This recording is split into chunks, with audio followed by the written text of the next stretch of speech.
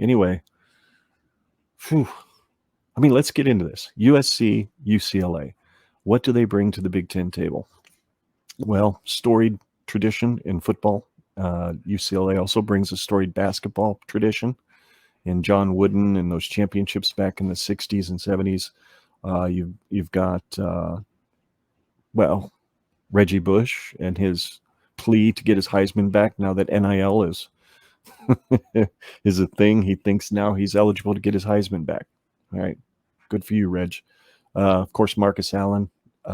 You've got the wonderful Pete Carroll years, the year that they got beat by Texas, which was literally the only game I have ever cheered for the Longhorns to win. I don't feel good about it,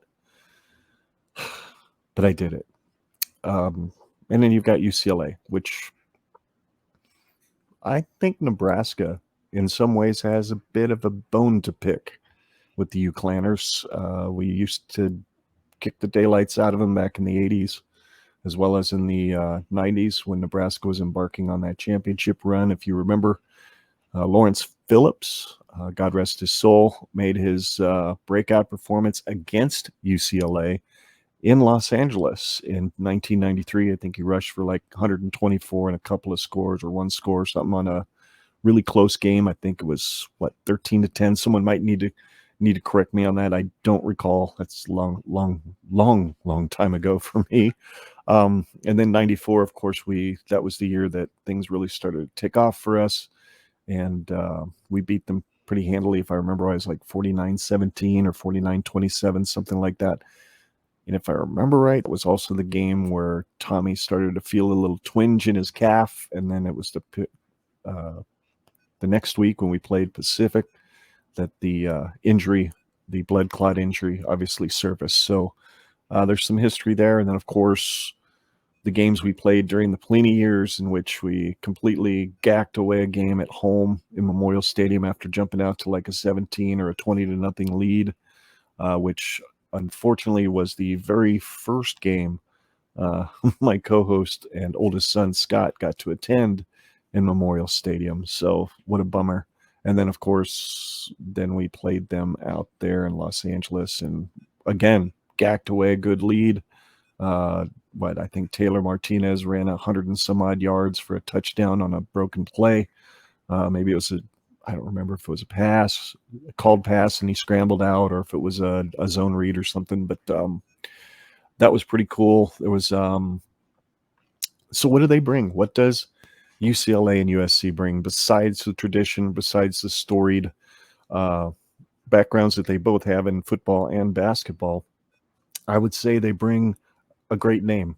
In many ways, I think this is a better move for the Big Ten than Texas and Oklahoma were for the SEC, except for the SEC getting at least one team that most every one of those teams in that conference is going to be able to beat up on, and that being Texas, because let's face it, their boosters aren't exactly patient with coaches, and I'm not exactly sure if Sarkisian's the answer there. So I'm sure they're going to be searching for the next coach that they can drop $10 million a year on that's not named Nick Saban, because I doubt he ever leaves Alabama except either with a really generous retirement package or after giving himself a heart attack on the sideline with the way he acts sometimes during games. But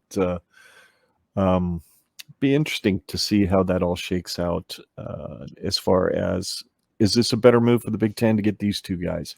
I think it is. I think USC is going to be good sooner rather than later, though. I was talking about this with my wife earlier today.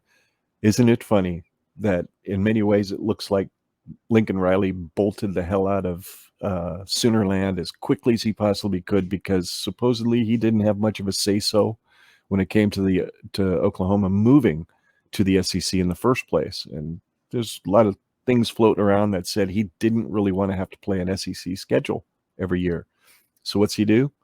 Takes the money, takes the two houses, takes off for LA, sunshine, funshine, and a whole lot of sand, right? And then here in a couple of years, he gets to come to the frozen tundra known as the Big Ten and play some big boy football in the cold. How many of you are willing to, I don't know, bet with me that come right around 2024, old Lincoln's going to bolt for somewhere warmer and somewhere a little easier to play. I don't know. We'll see what college football landscape looks like by then.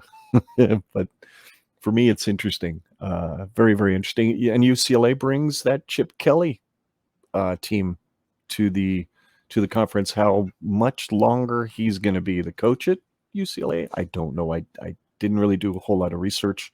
I'm about as unprepared for this podcast as I can be. I just got done eating dinner and had a giant piece of chocolate cake from my son's birthday, one of my other sons. Anyway, so I'm kind of had that sugar rush for a while, and I'm getting that sugar crash. It's part of the deal with being old and trying to live stream and figure out what to talk about for, 17 minutes. I'm surprised I've lasted this long. And I'm even more equally surprised for those of you who are listening to the podcast on Monday morning, Monday morning probably, that there's 5 people watching this. Wow, you guys really must hate yourselves right about now. I mean, I can't fix this. I put lights up, make it look meh. I can't really fix it, so my apologies there. But any of you who might have any comments who are watching, please post those comments on the YouTube in the live chat section, and I'd be glad to talk about anything you guys have to say. A question that kind of runs through my mind is what we talked about right at the beginning of this stream, or at least I did when I was talking to myself at first, and that is, who do you guys see the Big Ten going after next? Of course, we've all heard the rumors.